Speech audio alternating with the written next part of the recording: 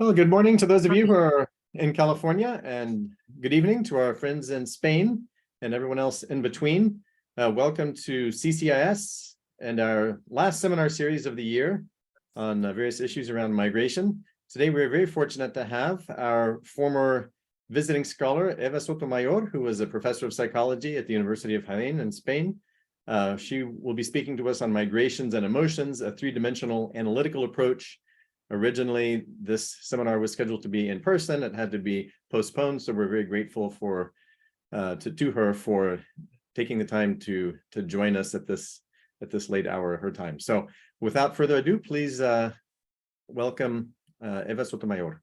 The floor is yours. Thank you very much, Davey. It's a pleasure to be here, even online.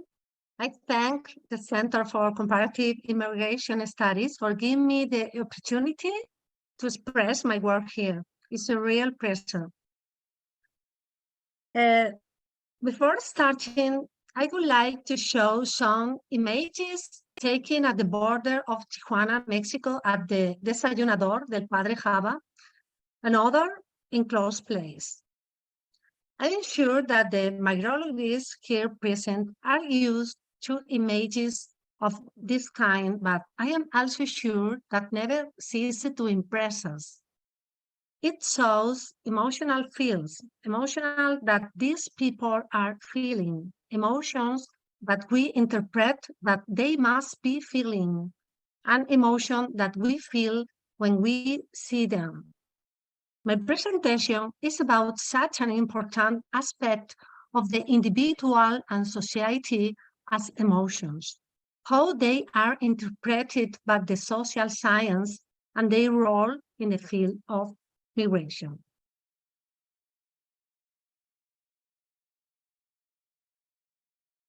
Indeed, in this brief presentation, I intend to present the result of years of work in the study of migration. This work began in 2015 with an European project in which countries such as France, Italy, Greece, and Spain participated. Different studies were carried out, including various research techniques such as interviews, surveys, and focus groups. This initial work, in which I found many problems in measuring emotions from sociology, encouraged me to work on the methodology of social research for the analysis of emotions, especially in the field of migration, and to develop my FEA model, which concluded during my Fulbright stay in CCIS at the University of California, San Diego. This model was presented at the University of South Brittany in France at the research seminar held last May, Sensitive America, Emotion and Social Interaction in the American Space.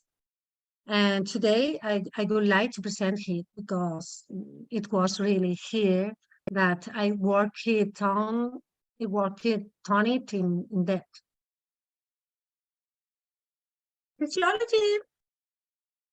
Sociology is a latecomer to the study of emotions.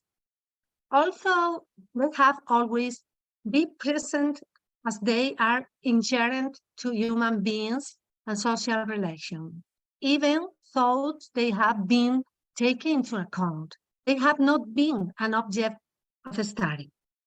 Interest in emotion began in sociology with the study of Russell Hochschild, Thomas Scheff, and Theodore Kemper at the end of the 20th century. But we know that years before, Greek sociologists had taken emotion into account, such as Max Weber in 1922, when he spoke of the influence of affect, of the social actions, or Erving Goffman in 1959, who used the concept of ritual of interaction, for example. Today, there is a notable presence of emotion in the study of sociology of migration, although today it may still be considered an now controversial area in many sociological fields. Nevertheless, in the field of migration, there has been a growing interest in the study of emotion. Previously, some study of migrants, such as William Thomas and Florian Znaniecki, with their book, The Polish Peasant in European America, and the book written by Robert Elsa Park and Herbert Miller, Whole World Trade Transplanted. Both of them considered emotion, but not indeed. There are several things that make migration studies a pioneer in the study of emotion, apart from the obvious fact that migration has a high emotional component.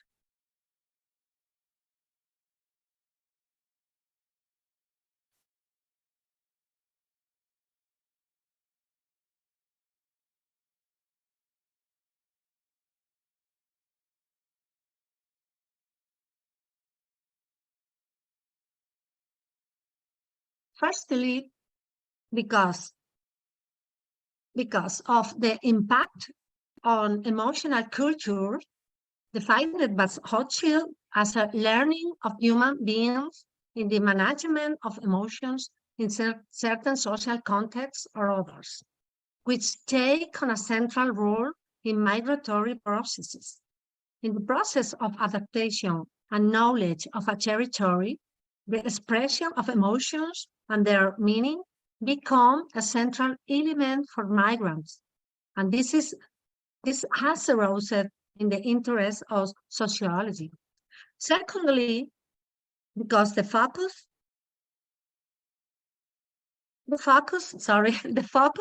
on emotion has, to a certain extent, demystified the overvaluation of the economic dimension in the origin, motivation, and development of the migratory process. Both approaches, economic and emotional, are not incompatible, but the rationalist economic approach of the 1960s has dismissed the approach of analyzing in the process through emotional aspects. In this way, the focus on emotions moves away from the notion of the migrant as homo economicus. On the other hand, it should be noted that emotions are not only of interest to sociology at the individual level. They are present at the macro sociological and meso sociological levels. Emotions exist at the macro political and community, meso family, group, and individual level. At the social, at the political level, migrants' emotions affect communities of origins and new settlement communities, including transit or border communities. They affect groups of sedentary counterparts. For example, just now, here we can see a table showing one of the conclusions of a study that tried to see how refugees affect social life in host communities. In this case, it is about Congolese refugees in Rwanda. The author, drawing on Putnam's hunkered down theory, which predicts that community trust will be put at risk by increased diversity within the community. In this study, emotions were taken into account in relation to safety and trust towards refugees, international organizations, and NGOs.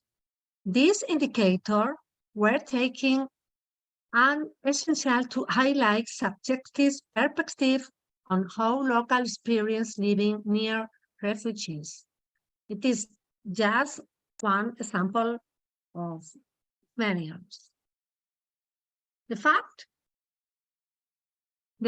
is that emotions are a fundamental tool for deepening our understanding of migratory phenomena in the relational context of the immigrant and migratory policies. But if as social scientists, we are interested in approaching emotions in order to understand the social body of migratory movement in all their varied and multiple forms.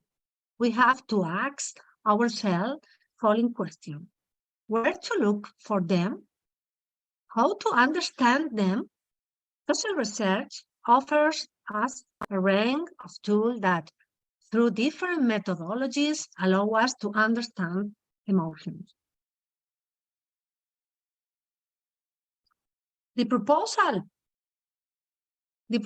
we present here today to facilitate the analysis of emotions intend to disaggregate the path toward understanding them.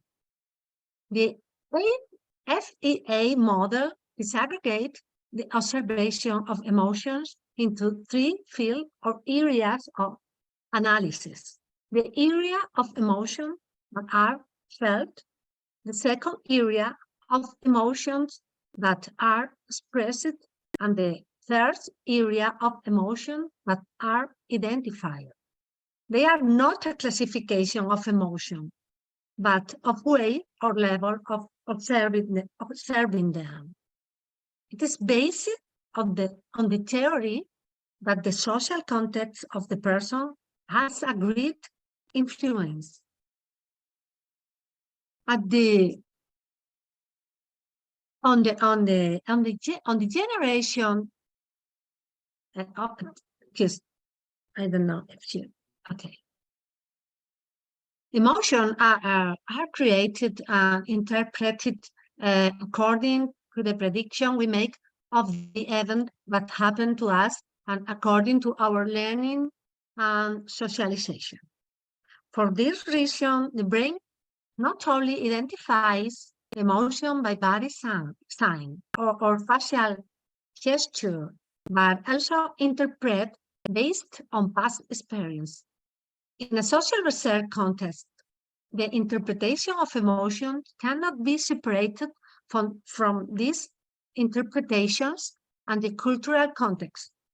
In a migration context, migrants' emotions are learned and based on their experience and their predictions, much more than in a homogeneous context. In a transcultural setting, the researcher will have to handle additional information to interpret them. It is not a classification. There are no field emotion and identified emotion. Moreover, on other level, we can hardly separate them in this way. The classification has been made according to the way an emotion is captured by the social scientist. It is the analytical classification that methodologically organizes the access to the knowledge of emotions and the ways of their analysis. And talk about the ways of approaching emotion in migratory contexts. We are going to use this model, which differentiates three levels of access to emotion. We differentiate according to three categories. The person's intention to communicate the emotion, the weight of the interpretation of emotion, and the body in which it operates, individual or society. Let's start with the emotion felt. In this first level of access to emotion, in the first level, sometimes the researchers have to collect information about the emotions felt. These are the emotions implicit and in individual actions. The individual does not make the interpretative action and does not name it. As researcher, we can investigate physiological response as well as expression through verbal or non-verbal communication. The first one do not concern social science, but where we are interested in human communication through which we can interpret emotions even if they are not expressed manifestly. The emotion felt operate in the body and thus now transcends the social sphere in the sense that it does not represent a collectivity, but an individual. It is personal and unique. The researcher must take into account the social context surrounding the person, but it is the individual who takes center stage. A letter from a migrant to his mother tells of experience, and through this experience, we find the emotion felt. An example can be found in someone crying at a funeral. Through this non-verbal signal, we interpret the emotion. It can be grief, anger, or respect. We are at the level 1 of emotion. We operate in the body and in language. The researcher has to catch these signs and interpret them through different ways. We are now going to talk about level 2, expresses emotion. There is an intention of the person to communicate the emotion. Secondly, the burden of interpretation falls on the individual, him, herself. It operates in body of an individual, the body of the individual. Sometimes the researcher tries to collect information about the emotions that are expressed by the person, either answering the question, what emotions do they feel, or analyzing the emotions that have been expressed of their own free will. The individual performs an interpretative action that answers a more or less conscious exercise of introspection and identifies the emotions in a nominative way. He names them. The interpretative action coincides with the emotional reflexivity that expresses feeling, anger, fear, hope, sadness, or longing, among other emotions. The individual name an emotion and thus reduce the researcher's responsibility in the introspection, taking responsibility for the identification of his or her emotions. A letter for a migrant might express emotion overtly, expressing homesickness, fear, sadness, just as in an emotion test, the person answers feeling emotion more or less strongly, or in expressly formulated questions in emotion surveys. If the person himself says he feels sadness, the researcher gets a path already made. This is why we differentiate between expressed and felt emotions. We are at the second level of emotion, which operates in language, although it might be accompanied by other identified signs, such as gesture or facial expression. The researcher must collect these expressions that describe the emotional reality.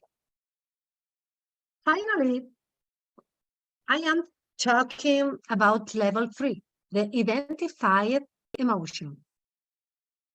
Firstly, there is no intention on the part of the individual to communicate an emotion, although it is a form of expression. The weight of the interpretation the burden falls on the researcher. It operates in the social body. The researcher aims to collect information on the emotion embodied in object through icons, verbal expressions, work of art, architectural works, things situated in the social sphere and others. Apart from the fact that they have been elaborated by an individual, they answer to collective emotions and have been legitimized by the social context in which they operate. It can be a flat, a law, an urbanistical layout, gravestone in a cemetery, and a structure. Their design answers to emotions felt and expressed by those who design them and whom they represent, but they are the emotion of a collectivity.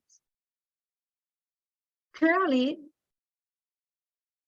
the researcher needs sophisticated processes of analysis and has the full responsibility of interpretation. Now, our question could be, how do we assess them in a migration context?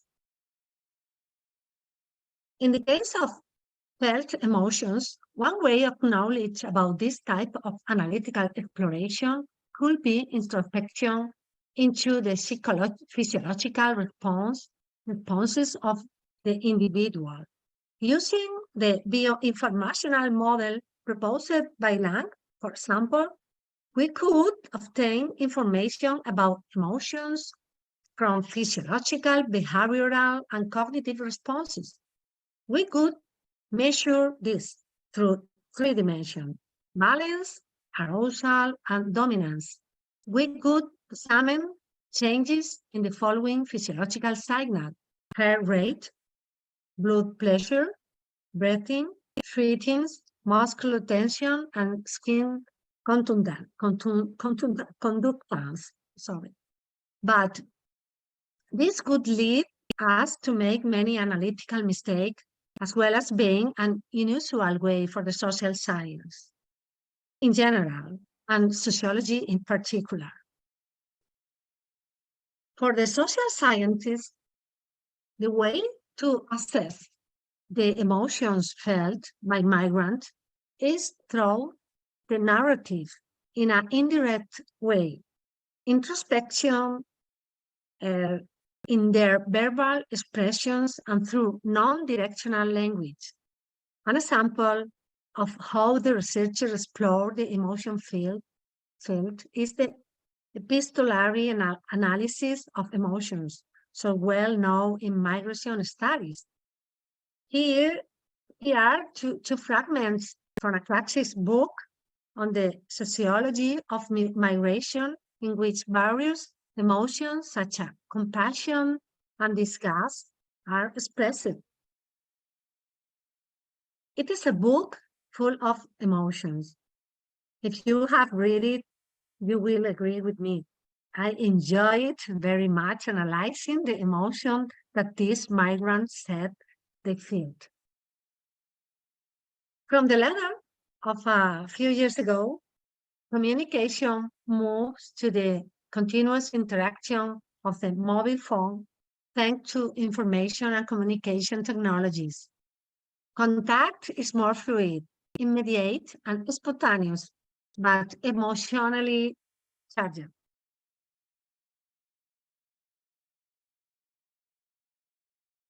Here's an example of hate on the Facebook platform. Another example is the life testimonies of migrants collected through qualitative methodologies. For example, a test taken from the Encyclopedia of Migrants, which contains 400 life stories of migrant testimonies. In this letter, from a migrant woman of Tunisian origin living in France, contradictory emotion can be perceived deception with the country of destination and the husband who abandons her,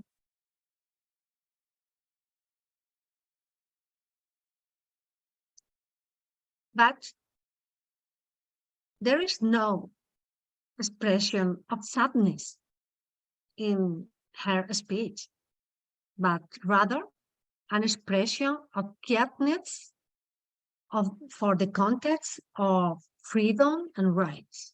The loss of her husband, rather than sadness, provoke deception and comfort. The only emotion expressed is happiness, but there is no happiness in this woman's story. Another example of a way of assessing felt emotion are surveys that usually collect emotions embedded in expressions. In this, the researchers offer the respondent to identify with a phrase or expression through which she indirectly identifies an emotion. For example, question of this type in these surveys.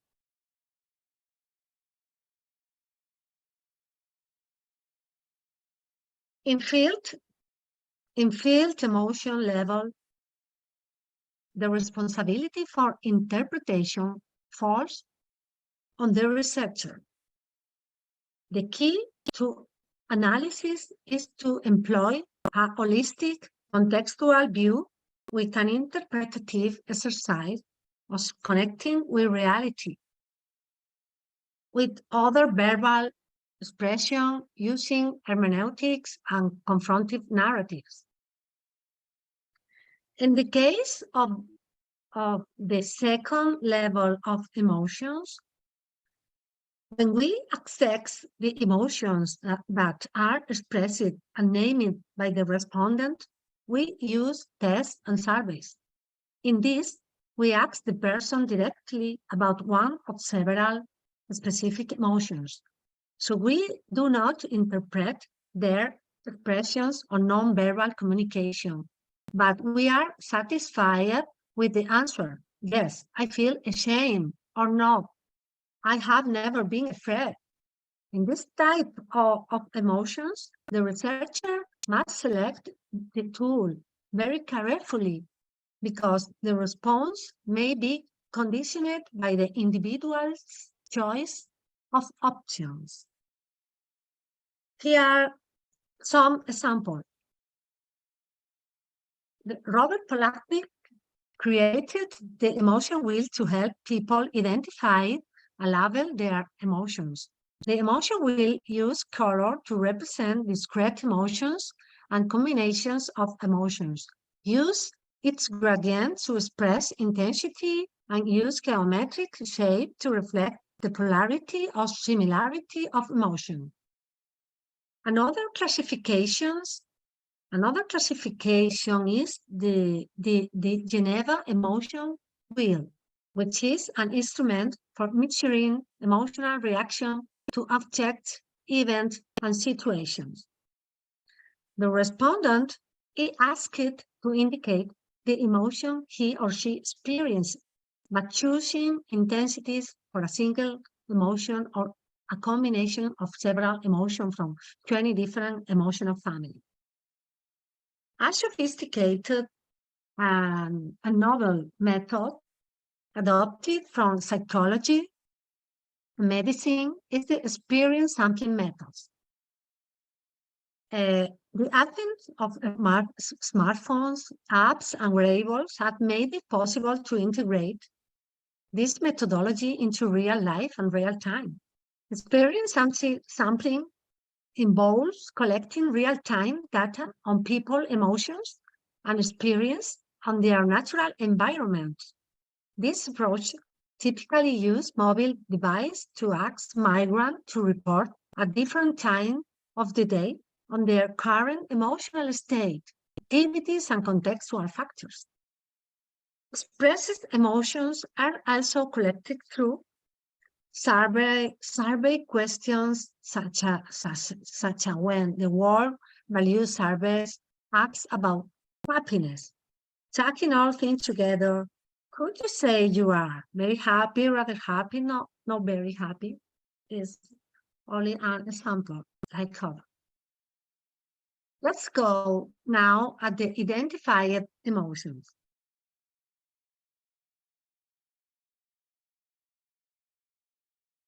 Although the analysis of a legislative text could have the same basis as a letter from a migrant, the difference between the two is that the letter shows the emotion of a unique individual, while the law shows the emotions of a collectivity. It is interesting to analyze preamble and explanatory statement, which contain argument and emotional consideration that support the law. In short, this is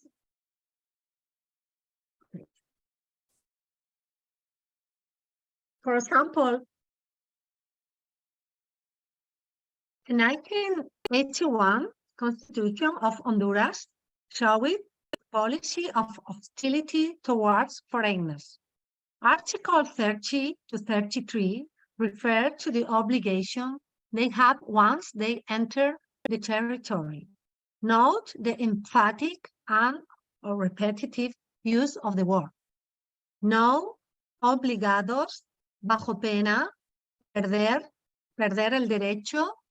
In English, no obliged under penalty lost right. In only 4 articles of 6 that make up the chapter of foreigners. Anger, apology, and revenge are implicit in the laws that regulate social organization. Authors such as Martha Nussbaum or Susan Baines analyze emotion in law, hate, disgust, or compassion, analyze emotion in laws, in policies, and institutions.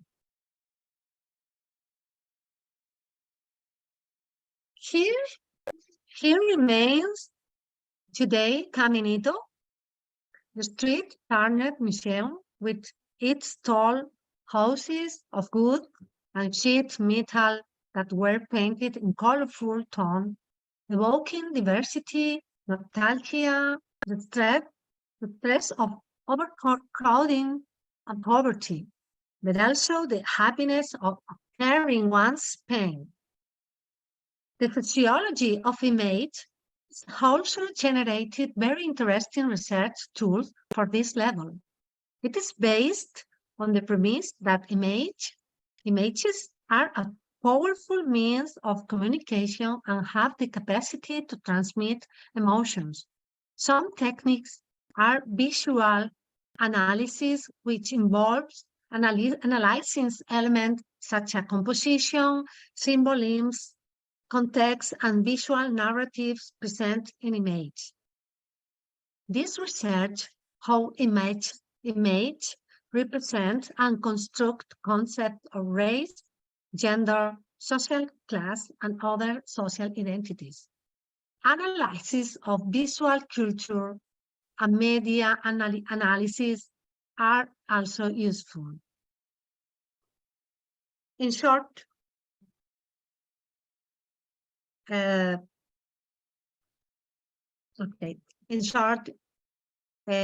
this 3 level of analysis can analytically organize the way in which emotions are presented in the environment and how we can assess them. It is necessary to establish a particularity in the study of migration, because it is a highly emotional context and because it is the critical point at which we find an interaction between emotion and context. In a migratory context, emotions are available to the social scientist in his message, now in information and communication technologies, in artistic expressions, in their expressions, but also in the host community, in social policies, in laws, in the implementation of their presence in urban element, in music, and their social representations. Sociology does not seem to have realized that once we have accepted that emotions are of interest to us in understanding social phenomena, we must also concern ourselves with the techniques and tools to measure them. Because when we talk about emotions, we enter a different introspective and interpretative dimension. Migration is a major field of work in these tags. 1 in 7 people in the world are migrant. It is an inherent condition of humanity. Thank you very much for your attention. I am at your disposal to answer any question you may have. Question in Spanish are welcome too. Well, thank you very much, Eva. If you would like to stop sharing your screen, great. So, at this point, if you have a question, please just raise your hand, or if you prefer, you can type it into the chat.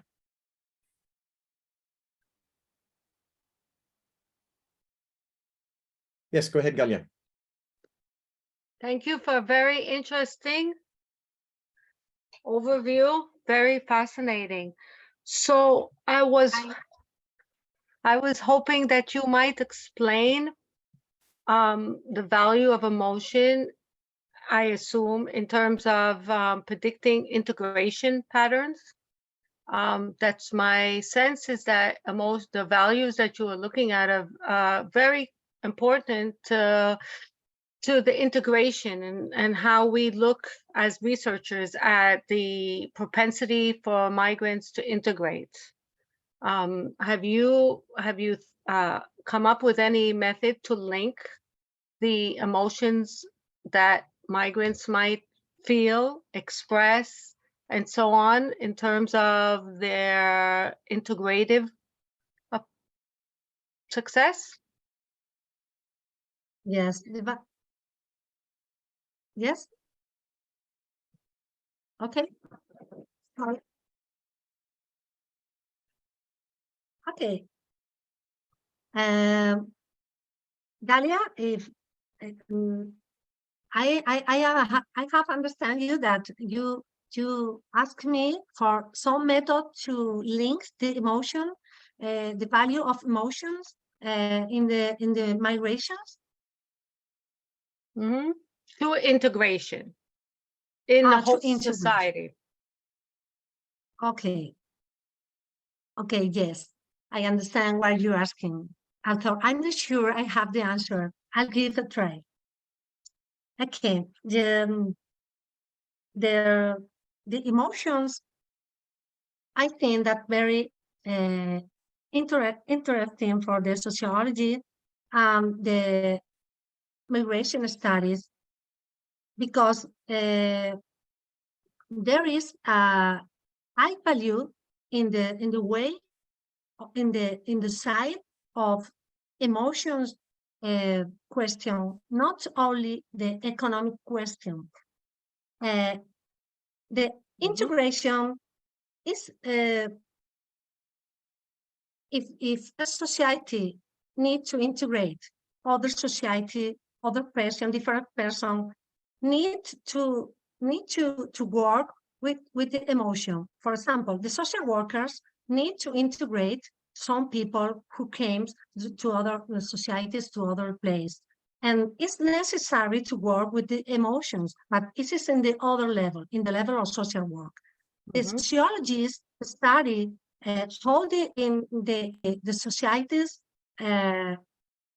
accept or not accept the new society, the new person who come to this society, and study the value of emotions, because there is some emotion good for the integration. For example, the compassion. The compassion, Galia, is very important emotion in the integration for the immigrant people. I know it's necessary to know why not the society want to accept that there is a diversity with migrants and people from this country, but it's amazing for the sociology to research across the emotion and research across the way of the people feel the presence, the competition, the reaction, the neighborhood in other situations in society. Okay, I hope I look like a very interesting question, and we be able to discuss this for a long time to come. I hope to have highlighted the most important aspect. More research to come. Yes, we have a question from Fernando Aguiar.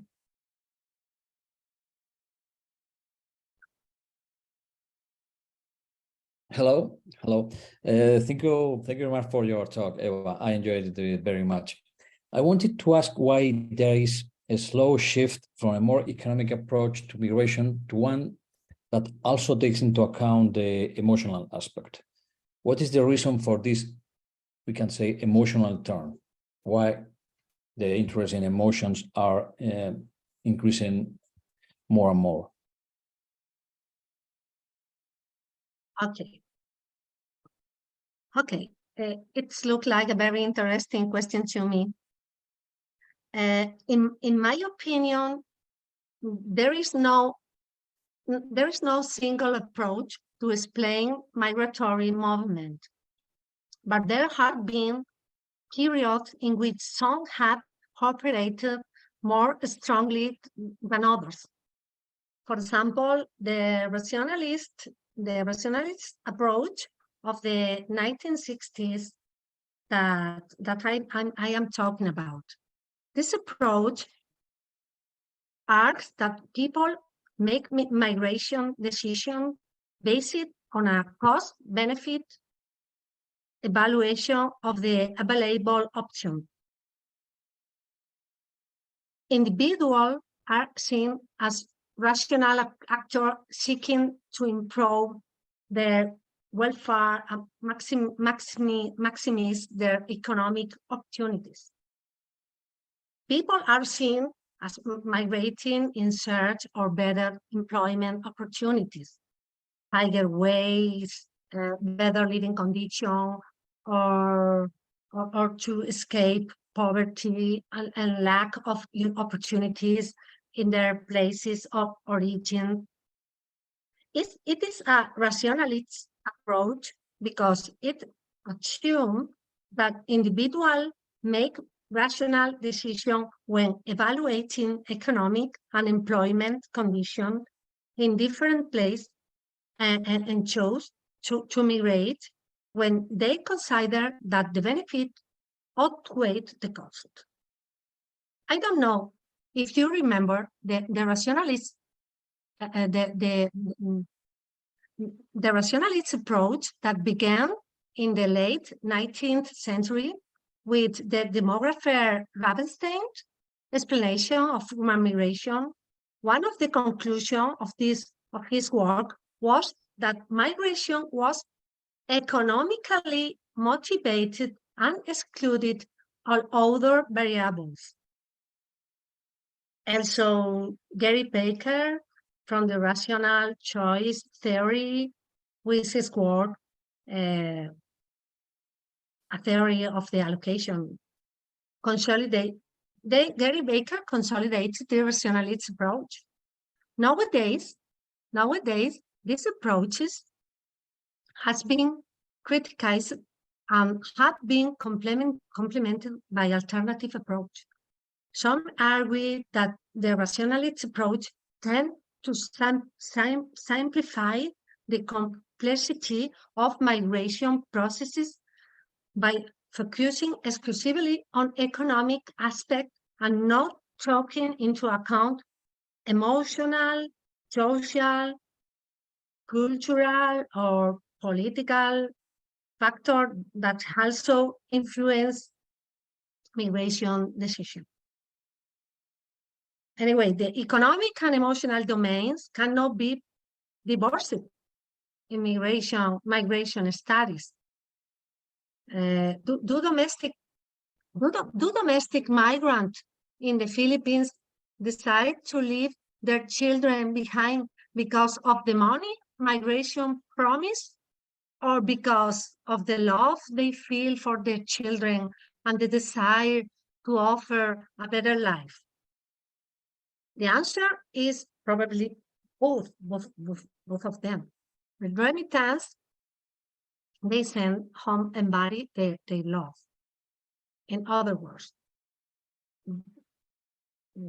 their transnational practice of care are both about emotional nurturance and economic provision. Okay. Thank you very much. We have a question you, from Christine Hunefeld. Yeah, hi, David. Hi, Eva. Thank you so much for the presentation. While you were talking, I was thinking in how far your scheme of analysis, be it economic or be it emotional, is generalizable. That is, how general is it? And in that connection, I also wanted to ask you whether psychology has anything to do with your scheme of analysis. Or is there any proposition from a psychological, emotional point of view that could help sociologists to understand general migration patterns? And of course, I mean, we are in one way or another, we are all migrants, no? One from further away than others. But I mean, it is a little bit unsettling not to have this kind of general idea about emotions and not taking into account, for instance, the cultural and the social background of the migrants, where they're coming from, no? And how far away they are. And also, I mean, a concomitant question is, I mean, does it make any difference in terms of emotions and also economic thinking, whether there's family that outmigrate or individuals that outmigrate? What is the age impact of these migrants, no? Is there any difference between a 15-year-old man or woman or a 50-year-old man or woman? And so the question is kind of open-ended, no? I mean, how specific can we be with this emotional analysis? And also, on the other hand, how generalizable is your scheme of analysis, Eva, no? Am I making myself clear? Yeah. Okay. Your question,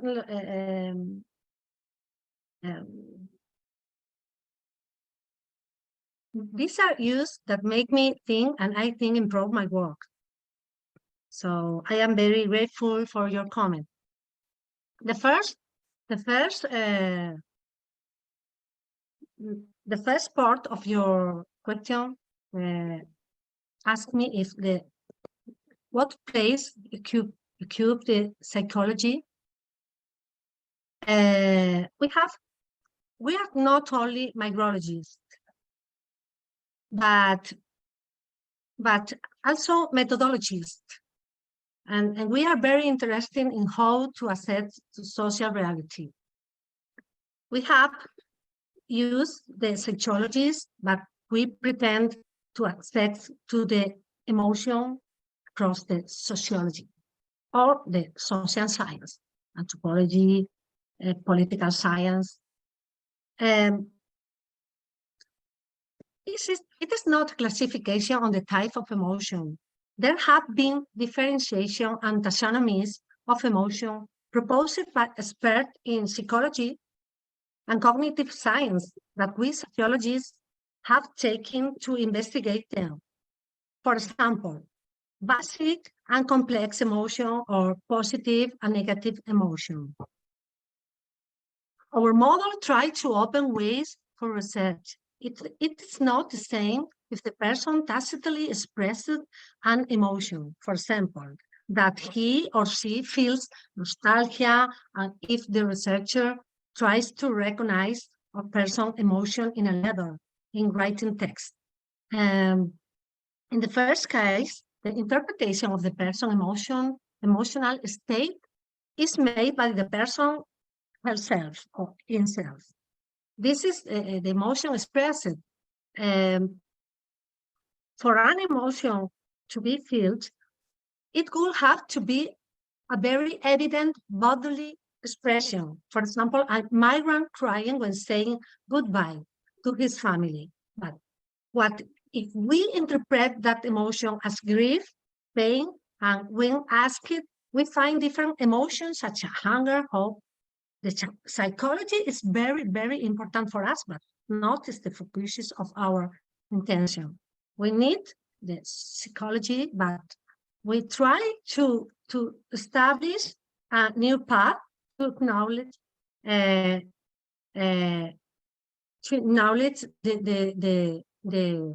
emotions and migration from the sociology. But without the psychology, it's not possible to know the emotions, because the emotion are a very long story before along the time, and a great contribution for the sociology. It's impossible to obviate the apportation of the psychology. We have a question from Irina Chukre. Hello, David and Eva. Eva, I really appreciate how you distinguished between felt and expressed emotion. And I wanted to ask if, from your experience, what you would recommend from all the different measuring techniques that you shared with us. Would you say is the best technique to actually distinguish between the two? And I wanted to also ask, what if you had to choose between measuring felt, which is implicit, and expressed, explicit, which one would you choose and why if you only had to choose one method? I think it's really interesting to distinguish between them, since expression of emotion can be suppressed, right? Versus felt emotion, that's something really implicit. So I really appreciate you looking into those separately. Thank you. Okay. This is like a very interesting question. The better technical, but by the emotion expressed. Okay, what is the best technique to assess to one emotional situation? Is difficult to answer. It's difficult. Okay, it depends on the situation, but I will try to say something about this.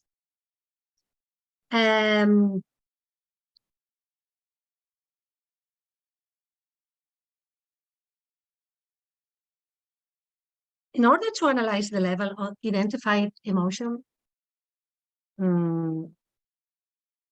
we use the terminology of emotional reflexivity, created by Herbert Mead in 1962, which referred to the intersubjective interpretation of the emotion of others. In a context of certain social complexity, such as migration, emotional reflexivity is very necessary for social interaction in new situations where there is a change in emotional culture and where the rules of feeling are not clear. Symbolic interaction is not the technical, it's the theory, yes, but it's the framework in which he developed this observation, which intend to observe the meanings that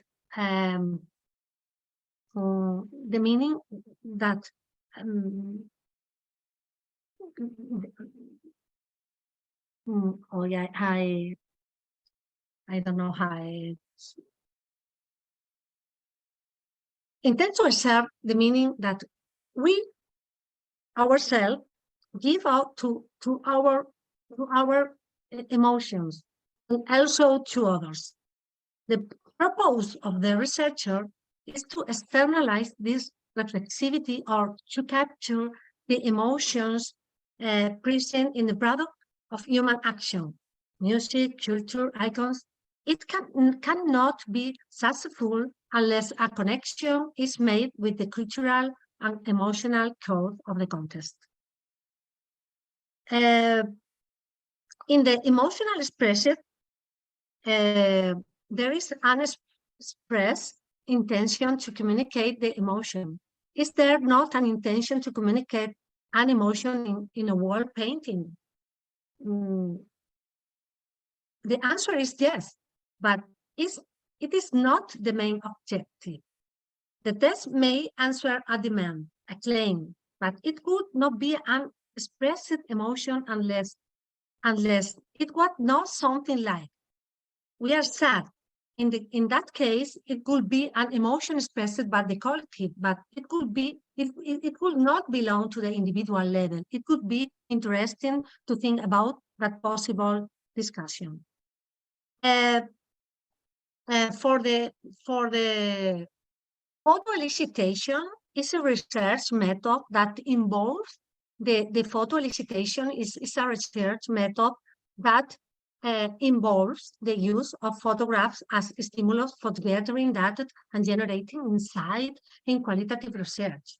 It combines visual imagery with traditional interview of focus group techniques to enhance the depth and reach of data collected. For the expressed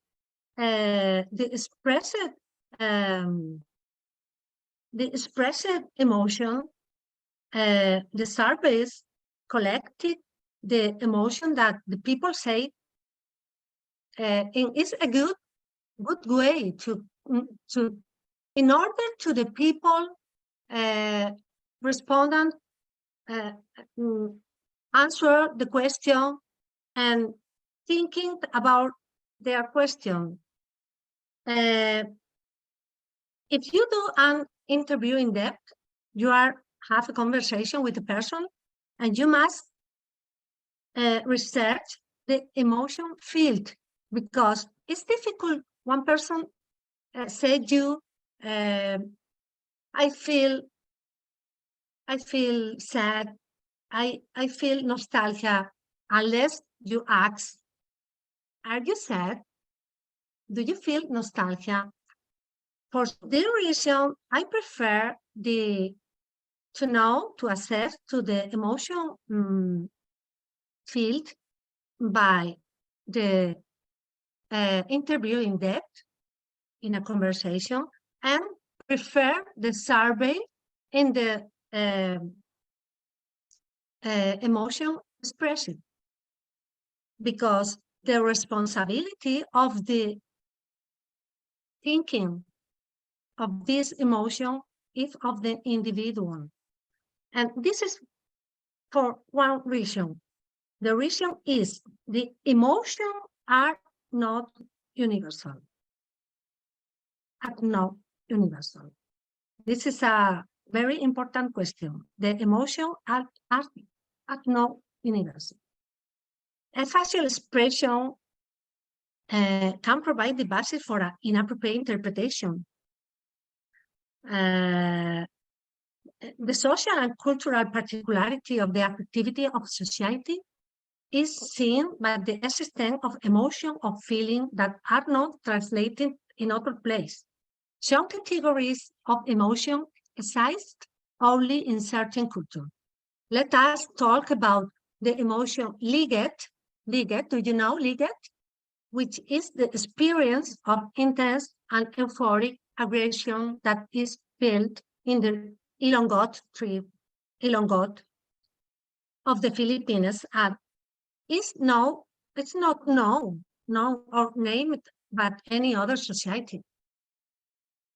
Also, some category of emotion looks like universal emotion, but their content and relational terms vary from culture to culture. For example, anger implies psychological distancing from others in the US, but greater proximity and closeness in Japan. For example, in the US, sadness and anger are experienced as separate and distinct emotions, where sadness in the experience of loss and anger is the experience of violation of obstructions. In Turkey, sadness and anger are part of a single emotional category called kitgilnik. Kitgilnik. I don't know if this is the word, kitgilnik. The concept am I. Did you know am I? Consider a key to understand it, the Japanese mentality has no equivalent in other language because it refers to an affective culture of its own. The Japanese themselves are Hattonism. Hattonism are the absence of an equivalent term in other cultures. The Japanese themselves are Hattonism. In other cultures, the sense of this emotion is to depend on the love of another. Am I is to be warmly welcomed, or is to surrender oneself to the gentleness of another. The socially constructed theory of emotion is very important for this thing. Denies the universality of the physiological feature of emotions. That is, not all emotions are expressed equally, and not all emotions exist in all cultural contexts. For this reason, I prefer to know to access to the emotion expresses about a survey or a question directly. What are you feeling now? Because the responsibility of the construction of this emotion or naming of this emotion is of the individual. In the emotion field, the responsibility is from the researcher. The researcher in a conversation, in an in-depth interview in depth, for example, or focus group or other method. This is a very good method. The important is the language, the interpretation that you as a researcher make in this technical. Thank you so much. Okay, I hope to have. Dasom.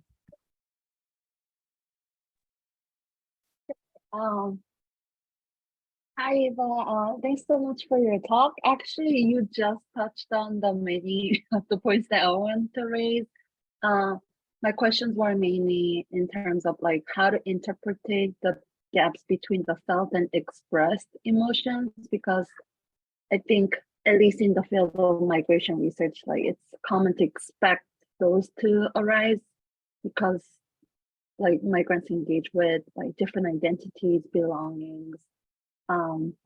But I did have on that line of thought some question, and it might be tied to sort of interpretation as well. So I was wondering, like the third column, when you talked about identified emotions, you mainly sort of placed it under the broader social context rather than it being like working on the individual levels. But then I was wondering, like, if a researcher sees or observes sort of some emotions that are not necessarily sort of expressed from the migrants or those who are involved, can it be sort of placed under that category of identified emotions and sort of becomes an object for analysis? So I'm asking if the identified emotions can also be found on more individual level or interpersonal level.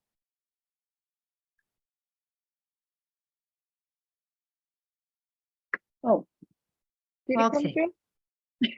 Yes, yes, yes. Yes, I understand what you're asking. Mhm. Okay, I give it a try. Okay.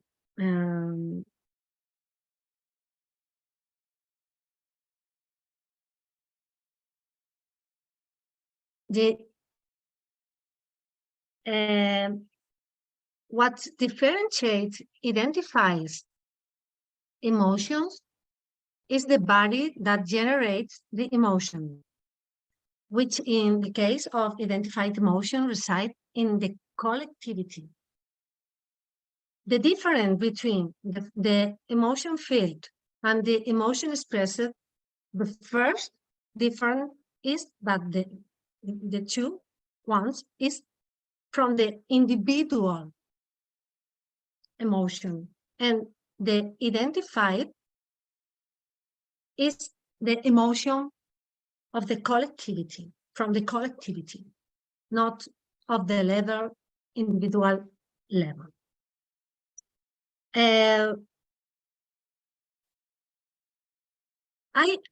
I understand that it can be difficult to differentiate between these three levels. And that we may think that some emotion overlap with other and the borders are diffused.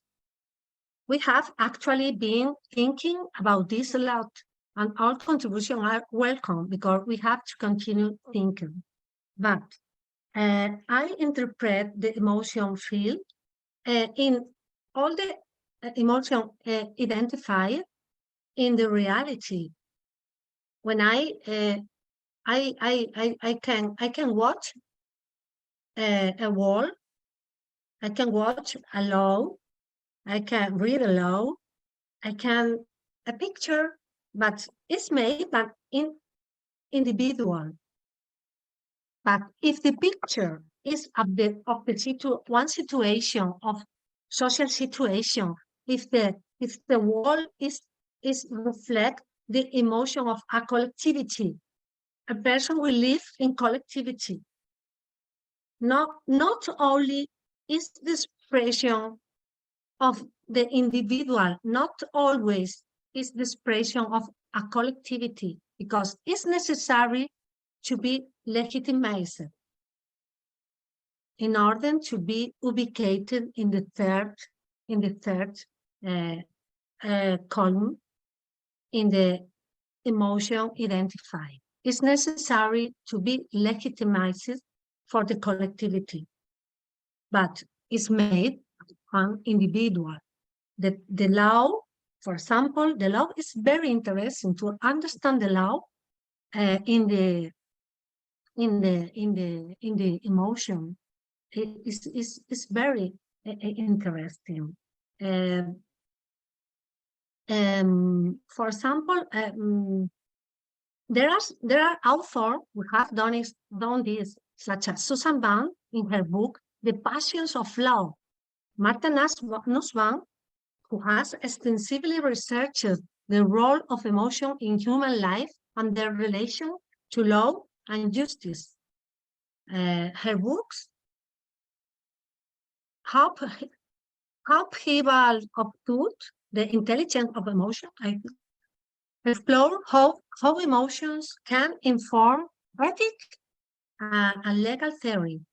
Carol Westbrook, professor of law and psychology, has explored the role of emotion in judicial decision-making and legal policy development. Her work focuses on the psychology of judicial reasoning on how emotion can influence the interpretation and application of law. Okay. Is the emotion of the collectivity. What differentiates identified emotion is the body that generates the emotion, which in the case of identified emotion resides in the collective. Can I ask you a follow-up question?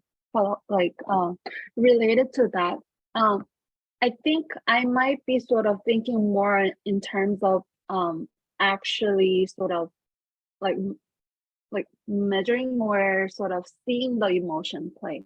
So we might see the collective emotion that's like more in terms of identified emotion expressed by individuals. Can it be possible under your framework, or is it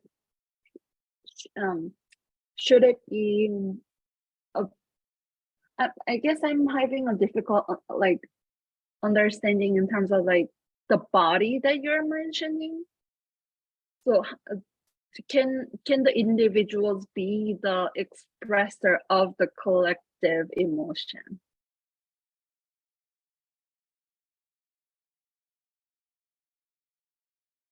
Oh, of course, the individual could be the expression of the collective emotion. It's necessary. The pain is made by oneself, by one person, not by the collectivity. The collectivity, what to the collectivity? I think in this question. Oh, your question looked like a very interesting one because you might be hitting the nail on the head. It's very interesting to me. Thank you very much. We are almost out of time, but I just wanted to offer a quick comment more than a question. One of the interesting things about this focus on emotion, I think, is to help us understand why reactions against immigrants are often so emotional and often so delinked from people's own personal experience with immigrants. And we've talked about longing here, nostalgia as a feature of immigrants who remember their old country, for example, but it's also a feature of the way that people who are hostile towards immigration are reacting. We had a talk at CCIS a few years ago from Dowell Myers, who's a professor of urban planning at the University of Southern California. And he was talking about the nostalgia of people who remember a better time, a golden age. And it's a golden age in which there are very few immigrants. Even in a society like this, for someone who was a senior citizen now, they were young adults at a time when only 5% of the country was immigrant. And he was talking about the fact that almost everyone remembers that period of their life as a golden age because they themselves were young and healthy and had all kinds of life opportunities, and that confounds their analysis of the social situation with their own personal situation. So I just offer that as another example of the way that, you know, being in tune with this kind of emotional work that people do can help us understand something like, you know, what eventually gets translated into hostile policies towards immigrants. But it's clearly a very generative line of research, and we're very grateful that you've brought this issue to our collective attention. So thanks very much from California, and we look forward to staying in touch. This concludes our seminar series for the year, and we hope to see you again in the fall. Okay, thank you very much.